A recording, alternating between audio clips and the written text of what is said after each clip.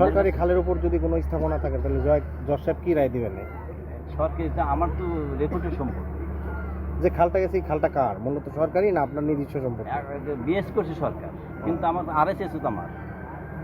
আপনার নাম কি আঙ্কেল? তারপরে সংশোধন করছে, আমরা রেকর্ড সংশোধন করে সেটা আমরা পাওয়া গেছি, রায় পাওয়া গেছে। যেভাবে মানে পাত্তা দিয়ে তাদেরকে এই পারমিশনটা দিচ্ছে সেটা তাদের বিষয়।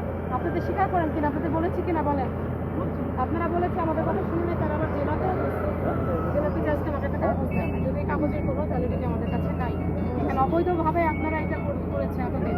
এখন আপনারা বলেছেন আপনারা এই ব্যবসা করেন, বৈধভাবে করেন, আমার খালে আটকা এভাবে করতে পারবেন না। বারবার বলার পর আপনারা কোনো শোনেনি না। আমার চেয়ারম্যান বলেছে, এখানকার যারা মেম্বার আছে, আমার টিআর সাথে প্রতিনিধি এখানে কাজের মধ্যেই আছে। তো আপনারা আমাদের প্রশাসনের কথা শুনছেন না, তার জন্য আজকে আমাদের এই অভিযান। এখন এরা বলতেছে আমাদের এটা নেওয়া সরানোর জন্য। এরা এখনো প্ল্যানই করে নাই যে এরা এই মুরগিগুলো কোথায় নেবে, যেটা তাদের আগে করা উচিত ছিল।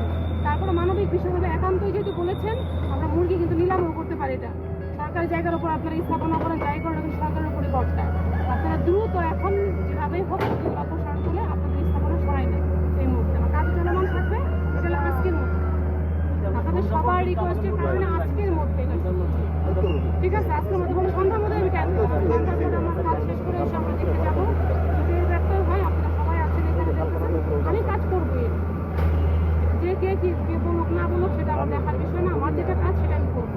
এখন মুরব্বী মানুষ আপনি, আপনার এর সাথে আপনাদের ভালোভাবে কথা বলেছি, এর সাথে ভালোভাবে কথা বলার আর কোনো আমার সুযোগ নেই। এখানে সবাই আছেন, ঠিক আছে মুরব্বী? দ্রুত আপনার ব্যবস্থা করুন।